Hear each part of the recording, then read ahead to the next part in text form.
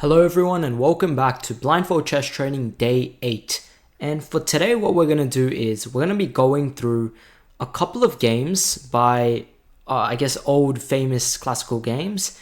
And what we're aiming to do is really trying to visualize the position and see the games out through till the end. So we're going to have a couple games. They're going to be longer than the ones we covered, I believe, in day 4 or 5.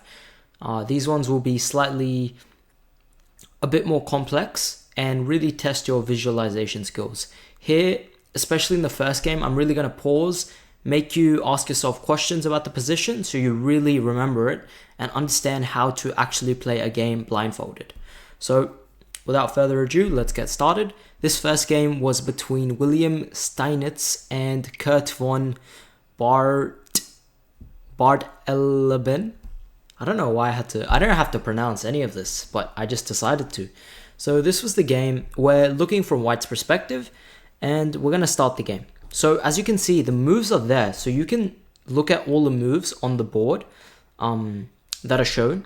But this is similarly, you have, like if you're playing an actual tournament, you do have the moves with you if you're recording on a score sheet. So generally you can look back at the moves and see, okay, what move did I play on this move? So if you are playing a real blindfold game, this does give you some good practice. Sometimes the players do just play where they can't remember, like they can't go back to access the moves. But since we're just starting, we're early out, I'm going to allow us to look at the moves for these games because they're slightly longer than the ones before. Okay, let's get started. E4. So we play the move E4.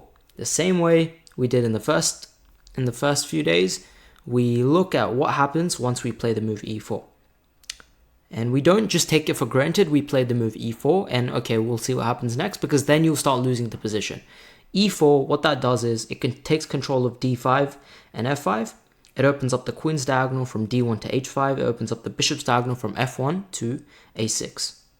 Okay, the opponent plays E5. Now, we play knight F3. The opponent plays knight C6. Now, this is a very standard opening. We attack the pawn, they defend the pawn. And we play the move bishop C4. So, bishop C4, now we take stock of the position. How many pieces are left before we can castle? So, pause the video, answer the question. Should be pretty easy. We can castle immediately on the next move if we had the chance. Now, ask yourself the question. What squares does my bishop on C4 control? And really go through every square. Pause the video. Okay, good job if you said D5, E6, and F7. Also controls B3. It also controls all the squares it came from. So D3, E2, F1. It also controls B5 and A6. So these are all the squares the bishop controls. Should have like a full vision of the board here. Now, what is your knight doing on F3? Ask yourself the question. Good, and answer the question. Okay, it's attacking the pawn. It's also controlling D4. But we can't take the pawn on E5, of course, because it's defended by their knight on C6. Okay, sounds good. And this opening is called the Italian. If you didn't already know, you guys probably did. The opponent responds with bishop to C5. Bishop to C5, pretty standard move.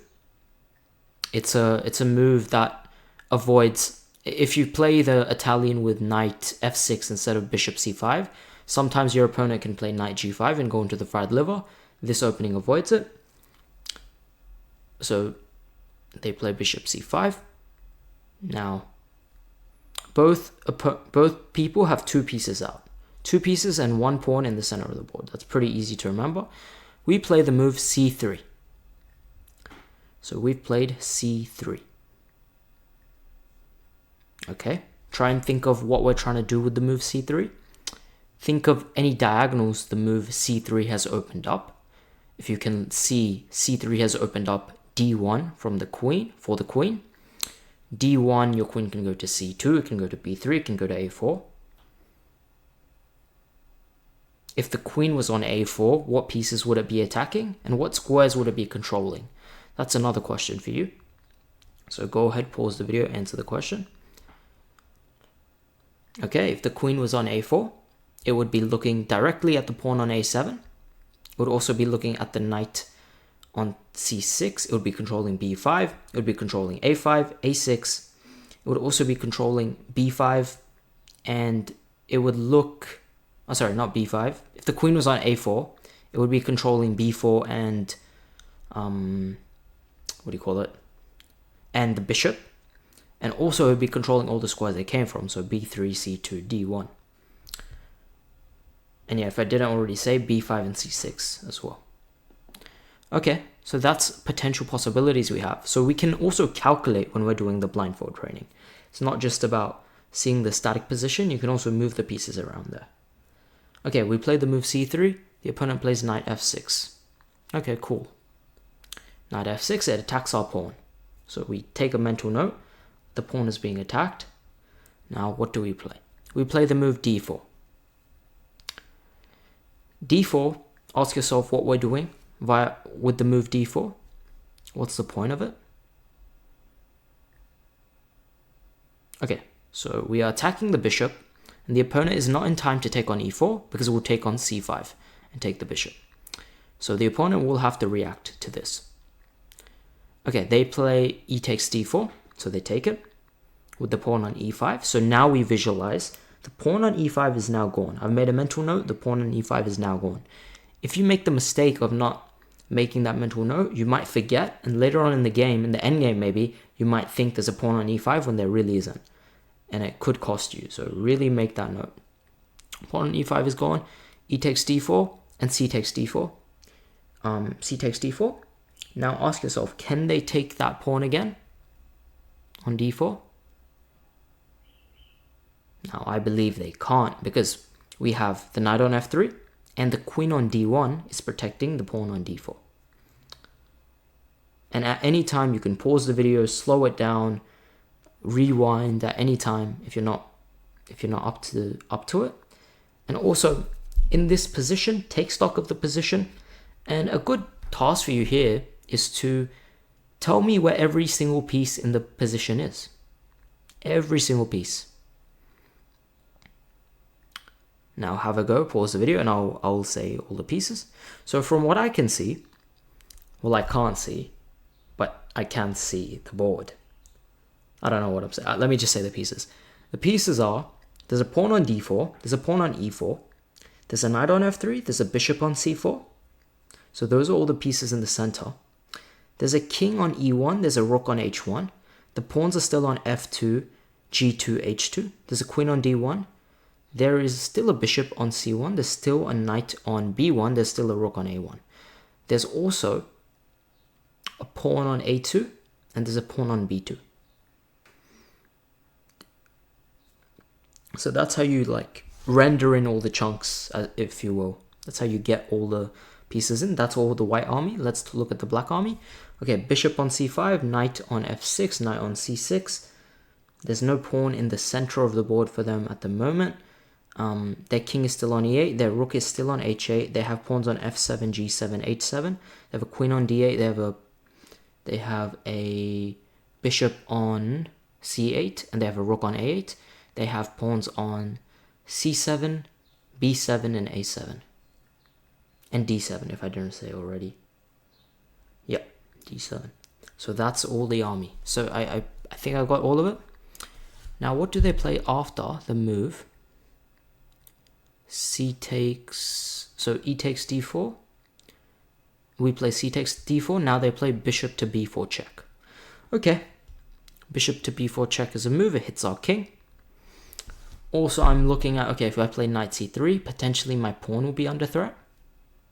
So do I want to play knight c3? I'm just thinking about it to myself, what I would play. Knight c3, my pawn's under threat, but maybe I have something like queen e... actually no. So if I go knight c3 here,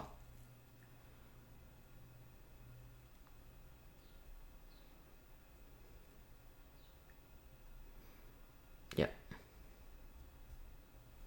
Because knight c3, the pawn on b2 is still defending the knight, but potentially they can take on e4. But I'm thinking in that position, what if I castle and just sacrifice everything? That's actually an idea. Let's see what they actually do play knight c3, which is interesting. And they don't take on e4.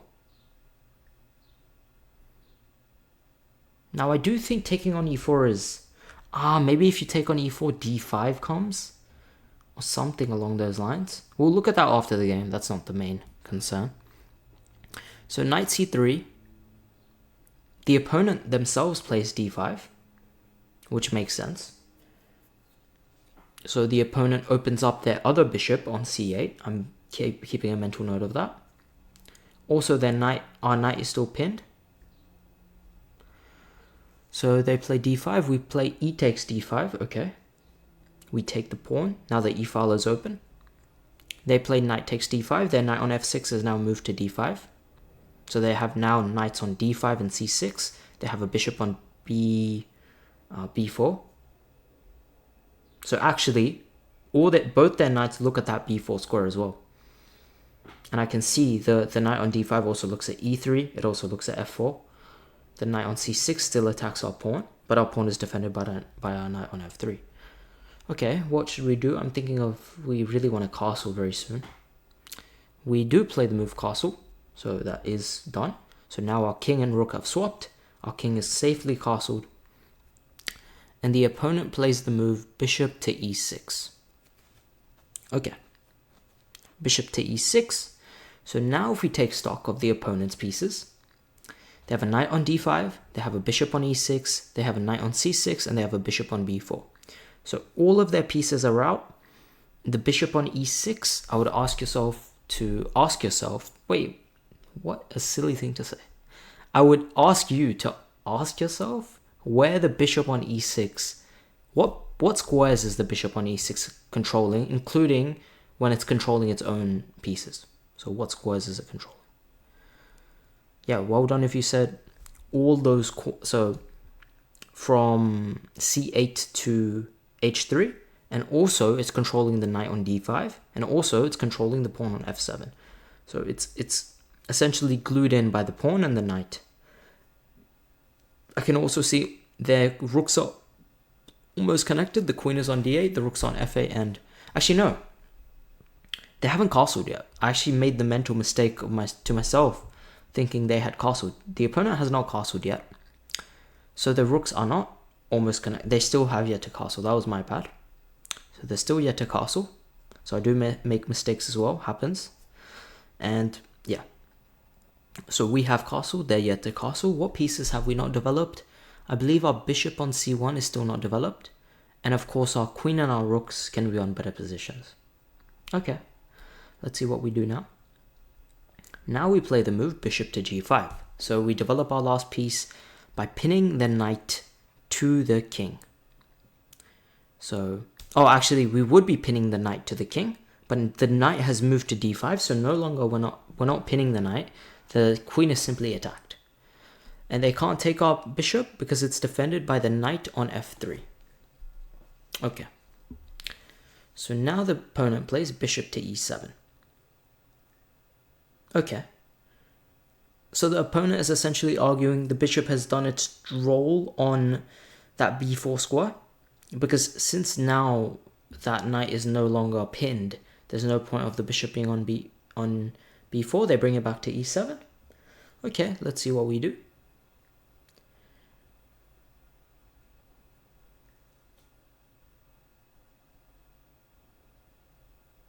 Okay, and now we play the move bishop takes d5.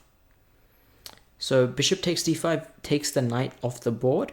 So the knight that was controlling d5. And now, I would say after the next move, it's good to take stock of the position. Then they play bishop takes d5. So the bishop on e6 takes on d5. Now it's really good to take stock of this position. Now one pair of pieces have got eliminated. So that's actually pretty good for us, because it's easier to visualize. We have a knight on f3. We have a knight on c3, which is attacking the bishop. We still have our pawn, which is on d4. And the opponent has no central pawns. Their king is still uncastled. And a good question for you to ask yourself in this position, pause the video. What are all the squares the opponent's queen can move to? And what are all the squares our queen can move to in this position? So pause the video, ask yourself the question. That will make you really remember the position. And it'll make me remember the position.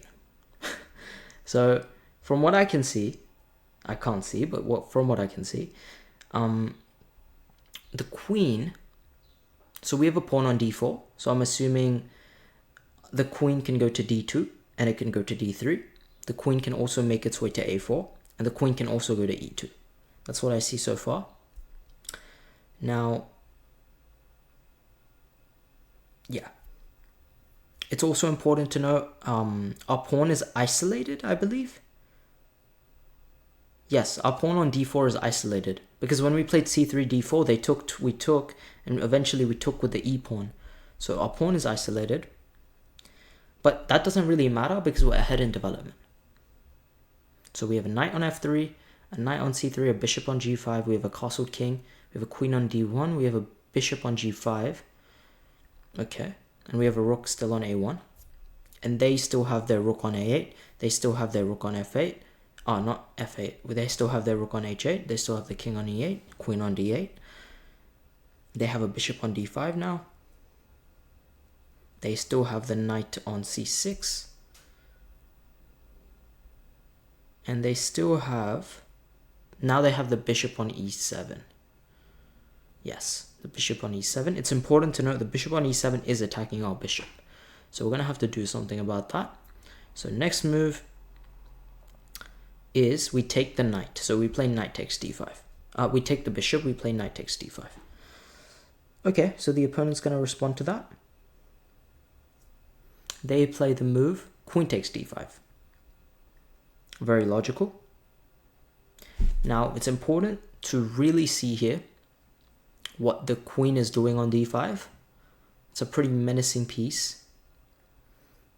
And it's in our position. Now, if you have a look, we still have a bishop on g5. And from what I can see, it's being attacked. It's being attacked twice and only defended once by the knight. So we're going to have to do something with the bishop on g5. So it makes sense that we play the move bishop takes e7 next.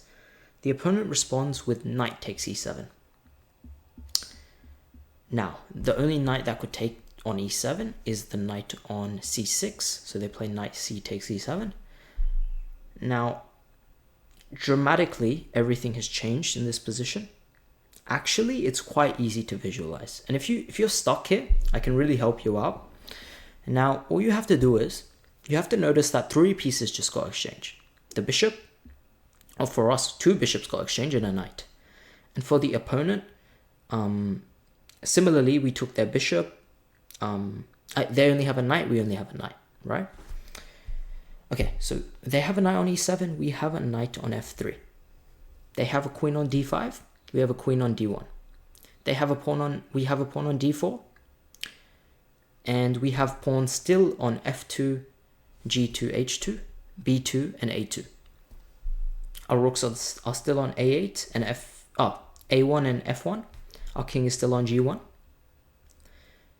And they still have the king on e1, knight on e7, and knight on e7, a king on e8, a rook on h8, a rook on a8, and all their pawns actually haven't moved. So it's easy to remember this in like chunks. I can already see, okay, I don't remember them moving any of those pawns. a7, b7, c7, f7, g7, h7, none of those pawns have moved, and I know the central pawns have been exchanged. So it's simple. Now, what else do I know? Now I try and look at what was the opponent's queen's control, which takes us back to episode 2 and 3. Okay, the queen on d5 hits d4. I can also see through d4, it would x-ray our queen. So we have to always be careful about c5, and sometimes we can't take because our queen would be hanging here. It's defended by the rook, that's fine. I don't know why I'm talking in 2x speed, but I don't know. Why not? Can't see. Can talk. I don't know.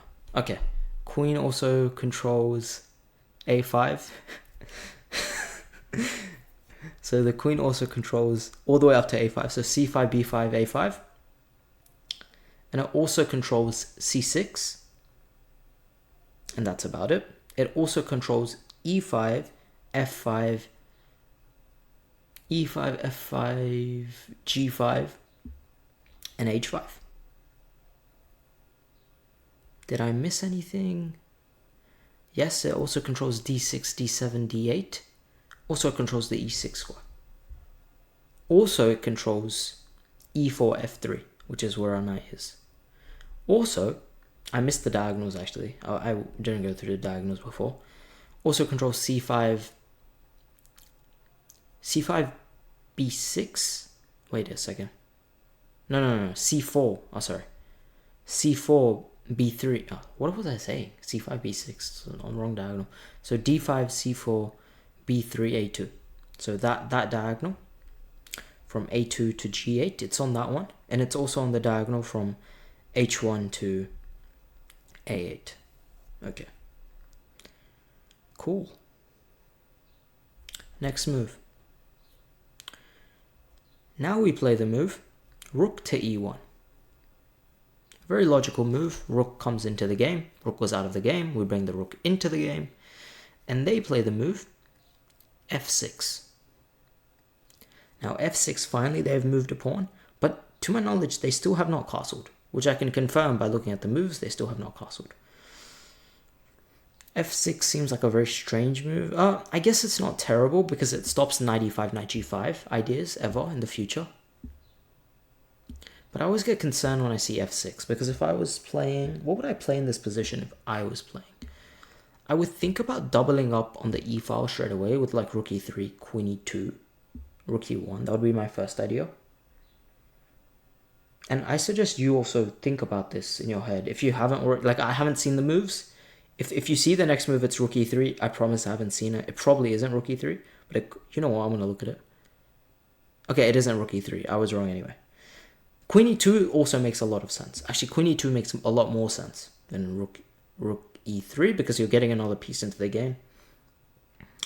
You're piling up on the knight, which is not castled, and they have no pieces to really defend. So,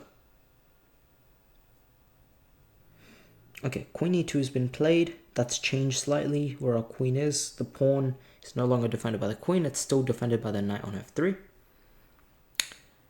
Now, the opponent plays the move queen to d7. So it makes sense. We were actually threatening checkmate there, so they had to defend checkmate. Actually, that was pretty much their only move. I guess they had queen d6 as well. But queen d6, I do like the choice queen d7 a bit more by the opponent. Queen d6 just seems a bit vulnerable. I can't really explain it. Maybe c4, c5. Yeah, c4, c5, maybe d5, and then d6. Something like that. Looks a bit... It comes with a bit more tempo. But okay, they play queen d7, and we play rook ac1. And rook ac1 makes a lot of sense. We get our rook onto the open file. So what I just said about c4, c5 makes no sense. So I was actually remembering the position slightly wrong. I had a pawn on c2, and the only reason I had the pawn on c2 is because I wasn't asking myself the right questions. So if I had a pause of the position, I would have seen, okay, we only have a pawn on d4. There's no pawn on c2, which actually was exchanged when we captured. So these are mistakes that can happen. So now I just look back at the position. Okay, we only have d4, and our other pawns are still intact. So f2, g2, h2 are still intact, a2, b2 are still intact, rook c1, open file, makes sense. Now, are we threatening anything? Not really. Rook c7, they just take. There's no deflection there. But we do have the pressure in the position. All our pieces are on open files. From what I can see, we have a queen on e2, a rook on e1, a rook on c1, a pawn on d4, a knight on f3. Their king hasn't castled and can't castle. So if I was the opponent, what would I do here? Would they have to play something like f6, king f7, and then rook e8? But then we might have some knight e5, knight g4. Huh, that might be something. Let's see what they do. Rook a c1, they play the move c6. Okay, makes sense. c6 is pretty logical move. It prevents any ideas of c7 hanging in the future, but if I was the opponent, I would really look for a way to get the king out of center, out of harm's way, you know? But okay. We play the move d5.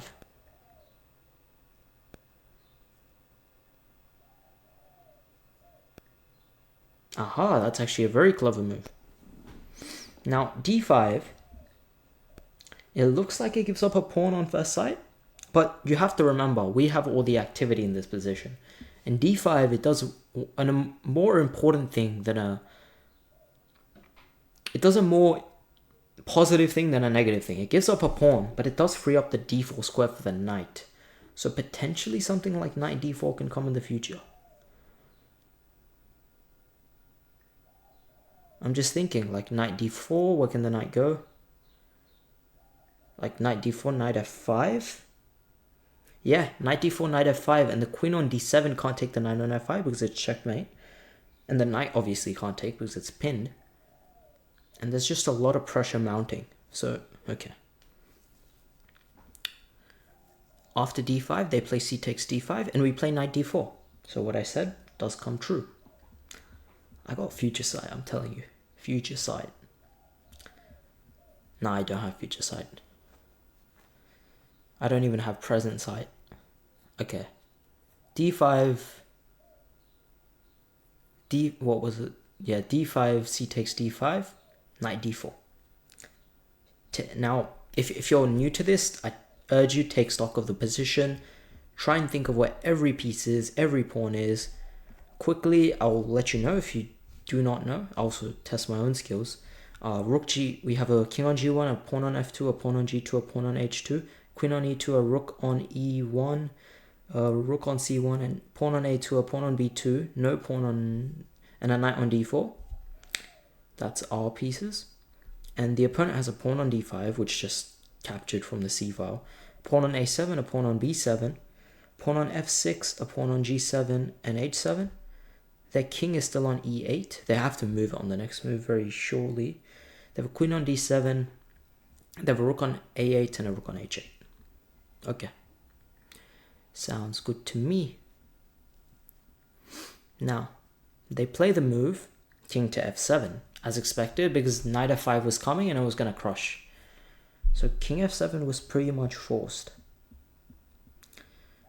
Now, what can we do? We have to try and accelerate the pressure.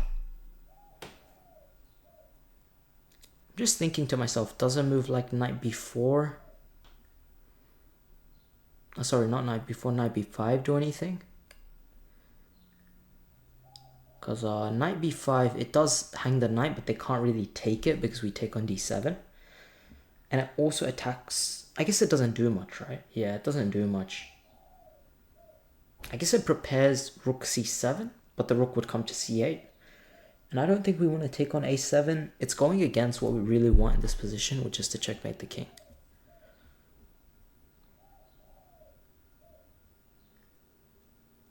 So, we're going to have to think of something. Okay, let's see what they do as a white. They play the move knight e6. So they do jump with the knight into the position. And this move makes some sense. And the point is, okay, they have a queen on d7 and a king on f7. But they can't take with either, because if they take with the queen, our queen takes, and it's going to be checkmate. Also, they lose a queen. So they can't take it. But also, this move does threaten rook c7 if you look carefully. Which would hit the knight, which would hit the queen, x-raying the knight and the king. And it's pretty hard to defend this threat. If they go something like rook c8, ooh, we might have some tricks. There's always some tricks.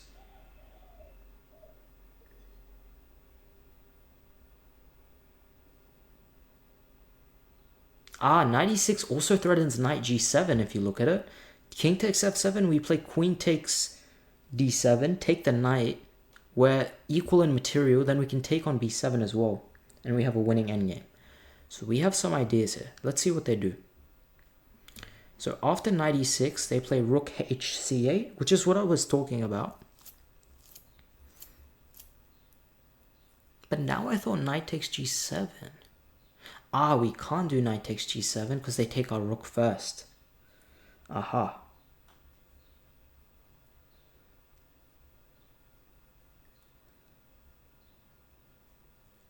So how about we trade the rooks and then do this? But then we blunder back rank mate. So I'll get into that at the end. But if you could see all that, that's quite strong. Now, what we actually play as white, or what Steinitz plays as white, I forgot his name, it's been so long, is queen to g4. Point of queen to g4, I would say pause the video, have a look at what the queen attacks, what the queen is doing there, what diagonals it controls.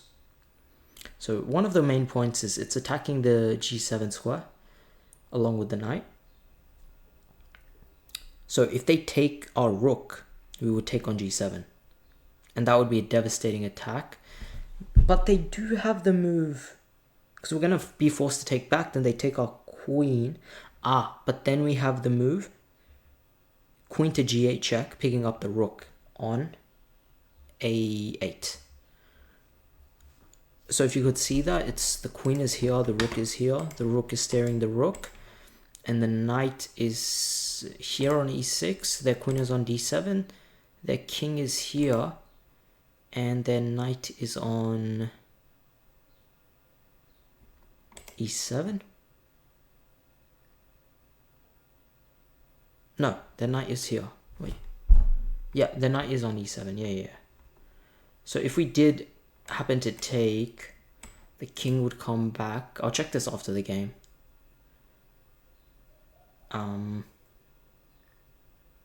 Yeah. And then we would recapture the rook. If they take our knight, we have a check. But then they can block. I'm not sure how the tactics actually work out, but we'll have a look after the game. Let's just try and figure out the game continuation. So they play the move g6. g6 stops any ideas of the checkmate. So, or even the check on g7, so it just stops that in its tracks. But the queen on g4 also protects that knight on e6. So that's quite good.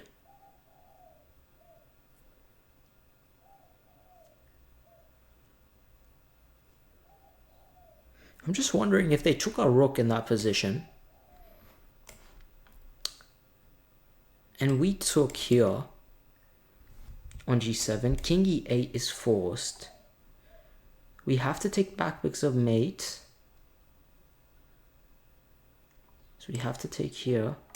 And if they take our knight in that resulting position, knight e7.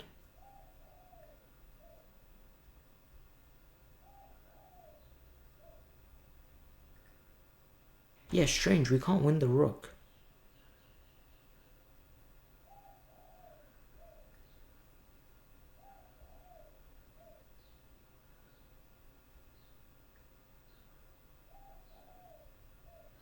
Do we take on like here? Okay, we'll have a look after the game because that is actually confusing me, those tactics. But okay, g6, knight g5 check is what we play. So let's think about that. The knight reroutes to g5. The queen is on g4. And we check the king on f7. So the king is forced to move. So take stock of this position if you can't see where everything is. So knight on g5, queen on g4, rook still on c1 and e1. We have a king that's safely on g1, but we do have some back rank issues. We have pawns on f2, g2, and h2. We also still have pawns on b2 and a2. Now the opponent has pawns on d5, a7, b7, f6,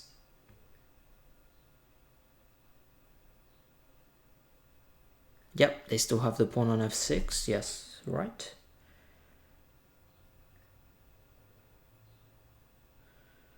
f6, g7, g6, and h7. And they have the queen on, where's the queen? d7. The knight is on e7. The king is on f7. And the rook's on a8 and c8. Yes. That is the position. Now, this does make an argument of, okay, so this does tell us why we actually played this move, knight g5, because it looks like the knight is hanging, but it's not actually hanging because we can take the queen on d7. So if you look carefully, that queen actually had a diagonal x straight to the other queen on d7, so they can't take. So they're gonna have to move the king. So after knight g5, they play the move king e8. So they move the king backwards. Now let's think about it. What can we do in this position? So I'll just remove this. King is on e8. Queen is on d7. Our queen's on g4. Our knight is on g5. They're attacking our knight still. We have rooks on e1 and c1, both on open files. Now, the e1 rook is pinning the knight on e7. So do we have any ideas of checkmate? Well, I do see a cool idea. We can maybe take knight takes h7. And if they trade the queens, we have this check on f6. We take on check. We can fork these pieces. But that only wins a pawn. Let's see what happens in the game. So in the game, they play rook takes e7. Okay. Didn't occur to me straight away. But okay, let's see what happens. Rook takes e7. So here, if the king takes, it's going to be terrible for them. If they play queen takes, now if they play queen takes, potentially we have some trick. If queen takes, simple. We just trade the rooks and we win. So they have to play king takes actually. So they have to play king takes. They don't even take with the king. If they took with the king,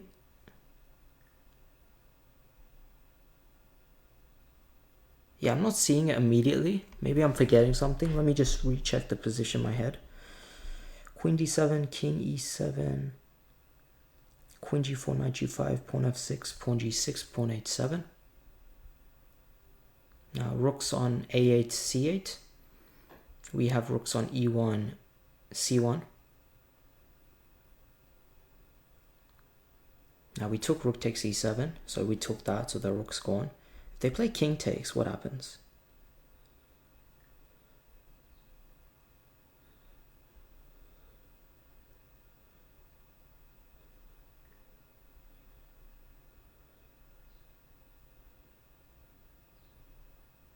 Do we have queen e4 check?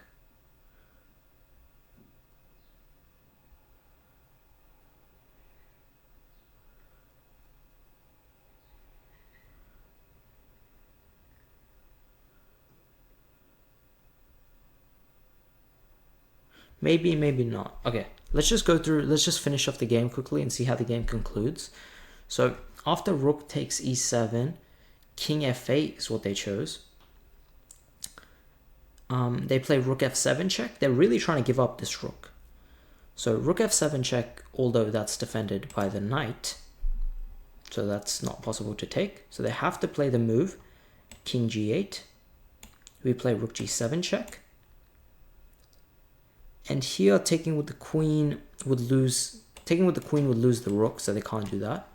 So it would lose the rook if they took with the queen. They can take with the king. But if they take with the king, they simply lose the queen. King g8, rook g7, king h8, rook h7 check, and the game is over. Now, if they played king g8, there, we would just take the queen, I'm pretty sure. So let's have a look. Let's have a look at this concluding position. If you did well enough to get to move 20, I would say you did pretty good. I think this is where I got up to. Yeah, this is exactly the position I had in my mind. So I wasn't losing my mind. But let's go through it. I think it was just some of the tactics I didn't see, which makes sense. This is a classical game and I'm doing this blindfolded in like 10 minutes. So I'm not going to see all the tactics, especially I haven't seen this game before. But I want to give you the idea of like how it is to play a game completely blindfolded and think through the positions in your mind. It's hard at first, but you'll definitely get to it. e4, e5, knight f3, knight c6, bishop c4, bishop c5, c3, knight f6, d4. So we had this position, check, knight c3. And here I was thinking, okay, could they take? And it wasn't a... I guess taking d5 is going to be a concern, but not right away. I've actually had a similar position in a game. If they take straight away... queen e2. No, queen e2 d... Queen e2 take d5. Yeah, I don't understand. Takes is the main move, yeah. I thought so. I guess this is a game played in the old days. When is it? I don't know exactly when it was played, but this is an old game. So knight takes e4 was the move that I was thinking they would play. And after this... I know this is a line I know. Here and like... Here, d5? No. I take with the knight here, if I'm playing black. And d5. Yeah, I'd play this. And here, castle.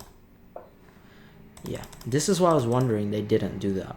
I confused... It did throw me off a bit, but... Okay, they played d5, which is a bad move. We took... They took... We castled, very good. Now, they didn't take, I believe. Yeah, they played bishop e6, which was also weird. And here, I think, I guess Steinitz developed a bishop. And here we could have done better, playing rook e1 straight away. But okay, bishop g5 is fine.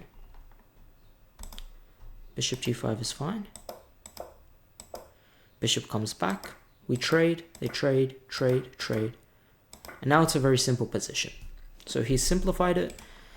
We have an isolated pawn, but we have the more active pieces. And we have the potential of attacking a king that's not castled. Rook e1, f6, queen e2. I was thinking the move rook e3 here. No, it's not a very good move. Yeah, queen d7. I mean, yeah, it was an idea, you know, queen e2, rook e1. But yeah, it's not great. Queen e2 is better. Queen d7. Rook c1, was it here? Yeah, rook c7. This one didn't make much sense to me.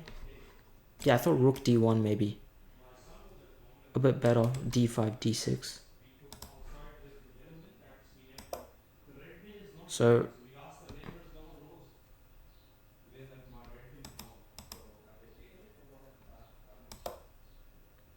here, rook c1, c6 makes sense.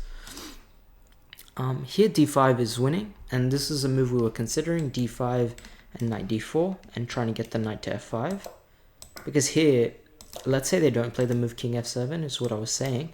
This knight f5 was also a threat, I believe, yeah. Yeah, because you can't take it, because we take here with mate. King f7 is essentially forced, and here knight e6, so he finds the best move, actually, in this position, which is actually very nice. And the point is, let's say you play a nothing move. Sometimes you can take here. I guess here, it's never... Okay, it's not the best move, because it goes into an endgame. Yeah, rook c7 was also the threat, right? Yeah, rook c7. I can't see the rook because of my mic. Okay. Yeah, rook c7 was also a threat. Queen g4 was also a threat. So it's a pretty good move he played here. And here he played the move rook c8. And we played queen g4. Now, what I was wondering in the game was... After g6, which is forced... Knight g5 made sense. They can't take because this is hanging. Oh. After g6, knight g5, king e8. Yeah, here I was wondering what happens after take and king takes. Ah, rook e1 check. That's the move I missed. So rook e1 check, and now if you move the king backwards, now I assume a check with the knight. Yeah, check with the knight, and now you're gonna win. Now you're gonna win the queen at the very least. And if the king comes back here, we see already what happens. We take the queen. Can't do that. So rook e7, they move the king. You move, I mean, they can't, if they take, they lose the rook. So they keep going backwards, and there's nothing to be done here. I mean, we can just take the queen. Oh, no, do not take the queen. I'm not cutting this out of the video. Don't be like me. Do not take the queen right away and not neglect your opponent's threats, even though you're winning in the game. Yeah, we don't take the queen here. So I wonder, okay, I guess here, check. Okay, knight h7. Knight h7 is good enough. And if they take the rook, we take the queen with check, and here we take. So actually the opponent was being quite smart by moving the king back and forth. He's like, oh, take my queen, take my queen. Simple back rank mate. Don't blunder that. But if you could see these entire variations, that's very good. That is the main thing. Let me quickly message someone. Why are they calling me rolls?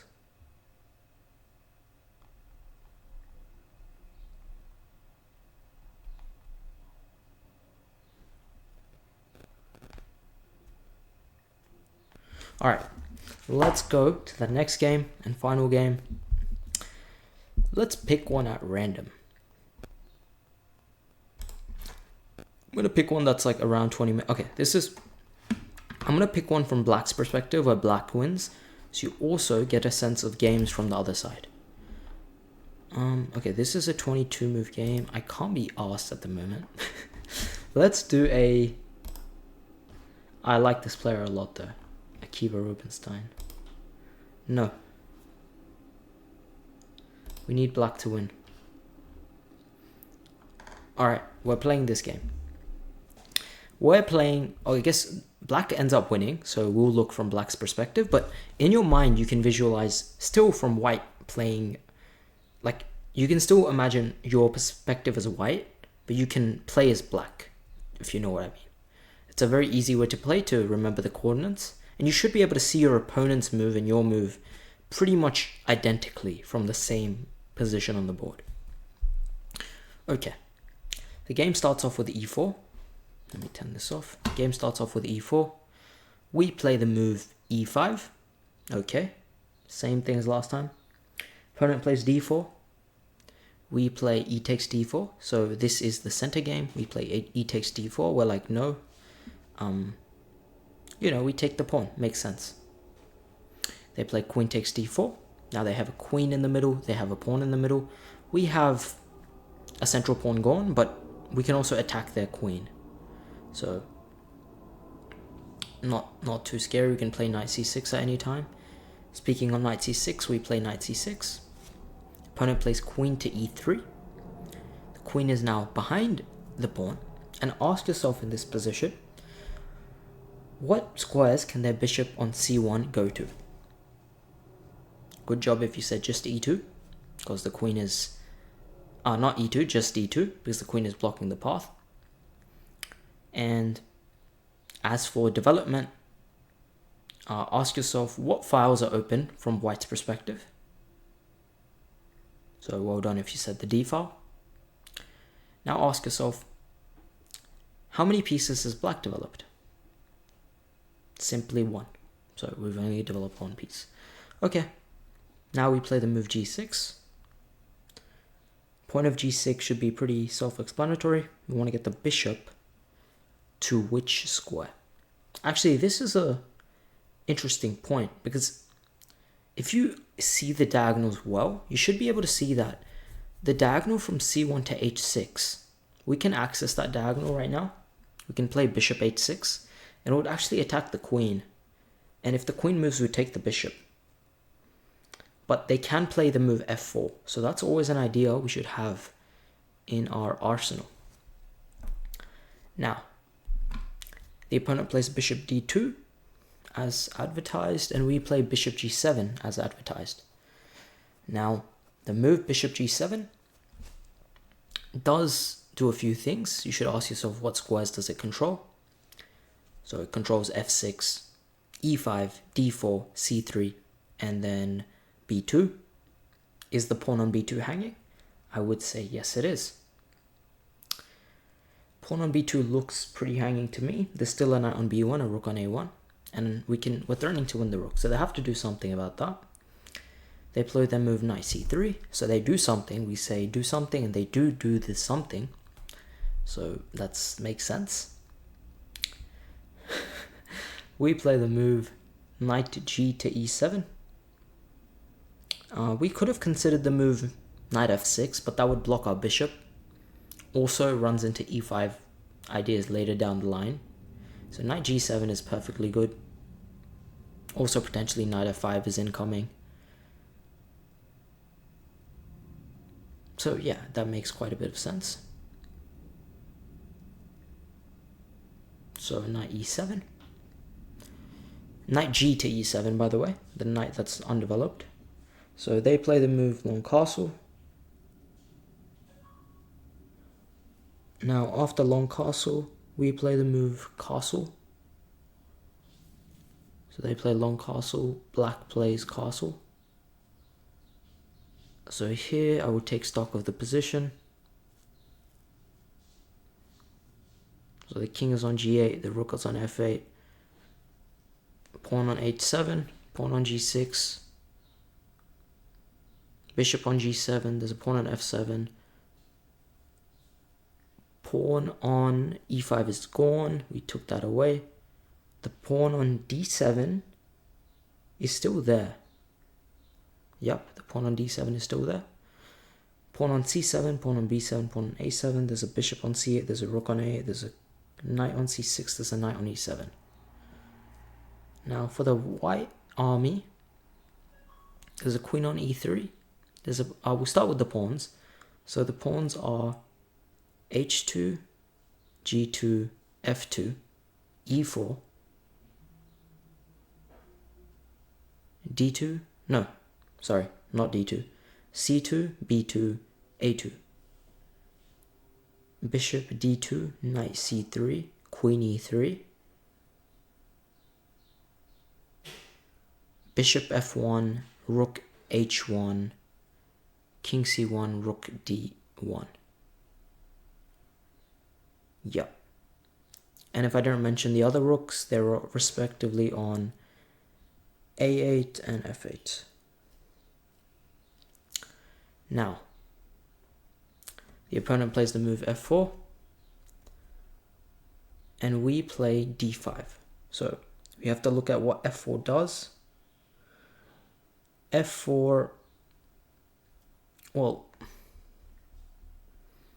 brings the pawn out. They're trying to start some type of kingside attack, especially since our king is on that side, and potentially prepares f5 or e5. Does it open any diagonals for the opponent? Well, it opens up g2 to b7, but there's nothing on there at the moment. Because if you're, I guess, yeah, the pawn is still on e4 at the moment as well. So I guess maybe they're trying to develop the bishop to that diagonal. Because the bishop on f1 is still not doing anything. But maybe not. So we play the move d5, getting the pawn in the center of the board. The pawn on d5 is also defended by a knight on e7. And our queen on d8. So if they ever took it,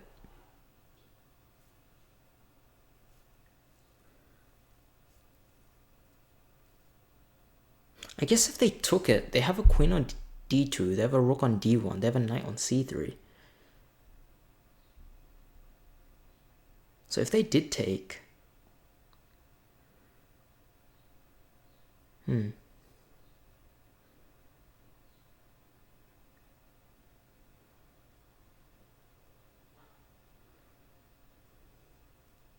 I'm not very sure, actually. They do take. And we play the move knight b4. Yeah, so I guess that was a sacrifice because... Okay, let's take stock of the position. And you can pause the video, you can take a break here. I'm just going to keep going because I have to go. And I don't want to, redo the video if I would like come back to this again because I'll forget the position. So let's take stock of it. We have pawns on h7, g6, f7, d5 before that capture, c7, b7, a7. Now, it's not an empty board, so just forget the pieces exist for now. We have a bishop on g7, we have a knight on e7, queen on d8, and a knight on c6, rooks on a8, f8, and the king is on g8. Now the opponent has pawns on f4, g2, h2, e4, pawn on d is gone, c2, a2, b2. a2, b2, isn't that like a robot from Star Wars? Or is that R2D2? Okay, I just made something up. Knight is on... There's knight is on c3, right? Let's just quickly have a look. Yeah, knight is on c3. That's what I remember. Knight is on c3. The queen is on e3. Bishop is on d2. The king has been castled. King c1, rook d1. This file is completely open. And they also have the pawn on f4. Yeah. This knight... Huh, this knight hasn't moved, huh? Yeah. This knight has not moved. Rook has not moved either, and this bishop has not moved. Yeah, very interesting. So if you look at it, we're almost done our development. We just have one more piece, the bishop, to get out. The opponent still has the knight and rook undeveloped. So maybe this pawn sacrifice was a kind of tool to make sure that, okay, or not to make sure, it's just a sacrifice. Like, they can take it, and it is defended. But now, as you can see, the next move is knight b4. And potentially this could get ugly for white very quickly. Now, this bishop is very strong on this diagonal. The bishop is strong, our king is castled. This bishop is ready to come out, and these pieces are undeveloped. So maybe that's the whole idea. Okay, after knight b4, they play bishop c4. So they do get the bishop out. So the bishop comes out to c4. And now we play the move bishop to f5. Now after bishop f5, they play the move bishop b3, keeping this intact. But what bishop f5 did, by the way, you can pause the video and slow it down if I'm going a bit too fast right now. Bishop f5, let's take a look at the squares it controls. g6, which there is a pawn there. Here, g4 to g3. All the way back to where it came from. And also this pawn. So these two pieces are targeting this pawn on c2. And how many defenders does this pawn really have? There's the queen. And now it has the bishop that's gone to b3. So it's being defended twice. But that's definitely a weak point of their pieces. But I guess on the next move they'll play a3. So they're not too concerned. Let's see what we do. We play knight e takes d5. So the knight on b4 had two purposes. One to attack this pawn, the other to take this pawn. And now this pawn is hanging. If we see, we have a queen here. We have a knight here. So we have one defender and two defenders on the knight. And they have one attacker, two attacker, three attacker.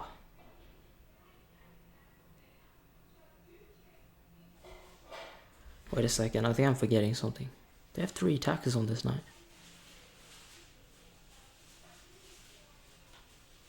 I losing my mind? What if I'm losing my mind? I guess if they take it... Huh.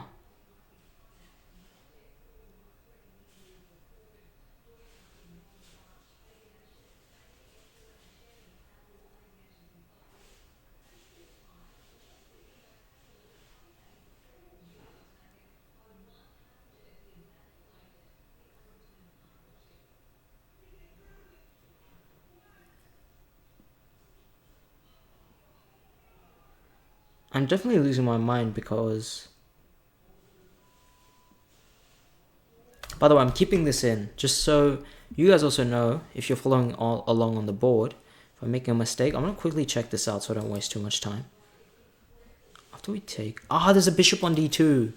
This was a mistake. I completely hallucinated. Okay, let me quickly go back and fix my mistakes. Okay, so we'll go back from the start. And I like this arrow coordination. I knew there was a bishop on d2, but since I was going through this very fast, I forgot. For some reason, I had the queen on d2 and the rook on d1, which I know doesn't make much sense to you, but okay, there is a bishop on d2, a queen on e3, and a rook on d1. So here, I made the mental mistake of thinking, okay, there's a queen on d2 and a rook on d1. I don't even know how I came to that. I guess it's the more natural thing when you queenside castle. Normally it's bishop e3, queen d2, castle, knight c3, castle. So I had that in my head, but I had to make the note that, okay, the bishop was on d2 blocking the rook, so we can take the pawn on d5. Let's continue on from there. So we take on d5, they also take knight takes d5, and we play knight e takes d5. Now the opponent plays queen f3. Queen f3, not queen to from d1, queen from e3 to f3. Now, queen f3 does hit the knight, but now there isn't an attacker. There's just one attacker. We have a defender, and we play the move. ... What is the move? ... Queen f6. Yeah, my bad. Queen f6. Let me go back. So queen f6 in that position. And the point is, now we have a battery with f6 and g7 on this pawn. Now, the opponent plays c3. The point is of c3, defending the battery. There's still a bishop on b3. Okay, here I think is a good place to stop and take stock of the position.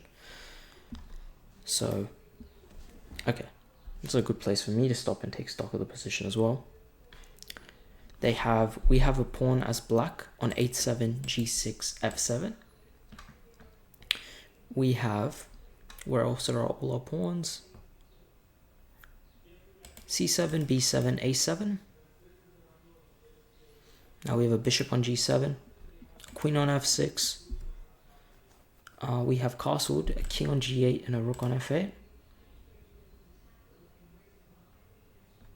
We have a knight on e7. No, now the knight is on d5. The knight got captured.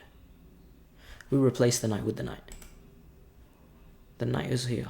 There's nothing on f... the queen is on f6. The knight is here. God damn, I'm tired. What else? We have a bishop on f5. We have a knight on... Yeah, that's it. We only have one knight left. Bishop on f5. Yeah, that's right. And the rook is here. Yep.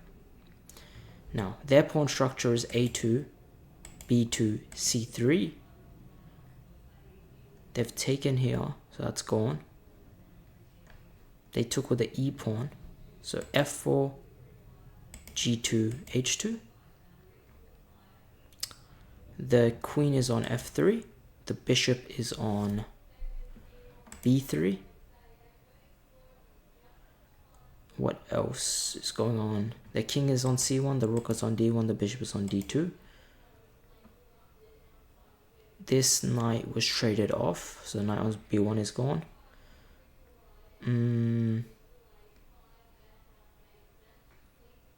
Is right. These pieces have not moved. The knight is still on g1 and the rook is still on h1. And the bishop already moved to c4 and went.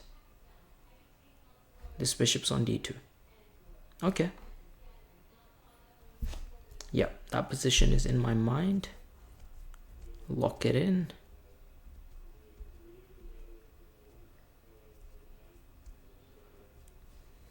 Okay, I'm just trying to lock this in.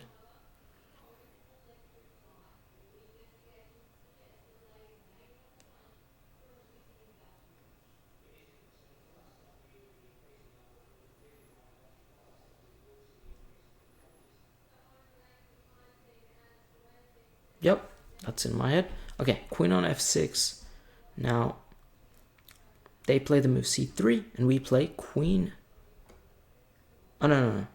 We play queen f6, they play c3, then we play the move knight b4. So the knight that was here now moves to b4. Very clever move, actually, because they can't take here. Otherwise, we'll have just checkmate on the next move. And knight b4, what else does it do?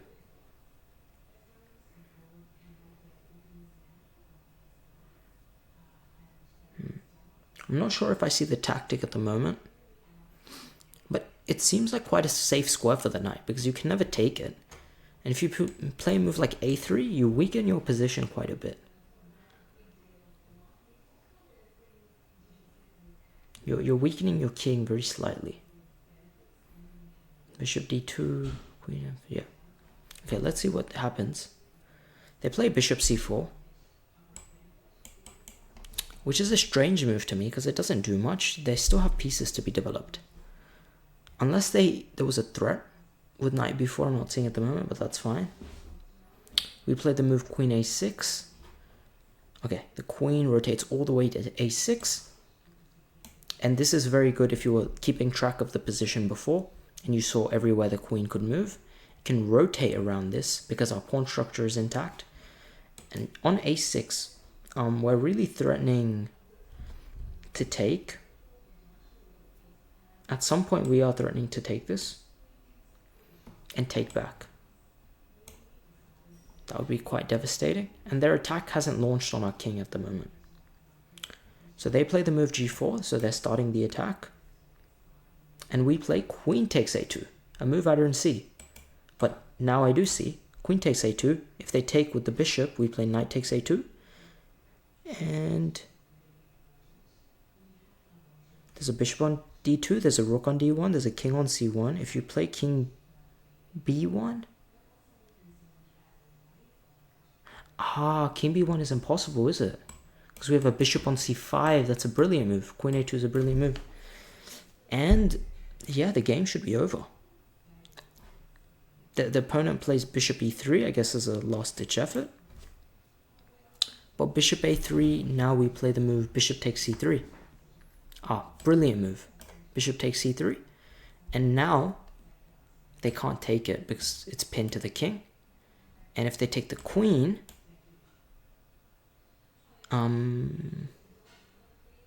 sorry, we took on a2. It's not pinned to the king. What am I saying? If they take here, we have checkmate here on c2. And this is over. So if you could visualize this pretty well, I think you've done well. I'm a bit tired at the moment, so I was forgetting the game a little bit. So we'll have a look what did happen. e4, e5, d4, we took, queen e3, g6. Okay, up to here was all fine. Here was all fine. Here I thought, okay, we're giving up a pawn because for some reason in my head, this queen was here and this bishop was here. They were interchanged. Which does happen. So mistakes do happen, but okay. Then if you recalculate the position from the start, you realize, okay, the bishop is here. So it's not a sacrifice as per, I mean, we could have taken back immediately, but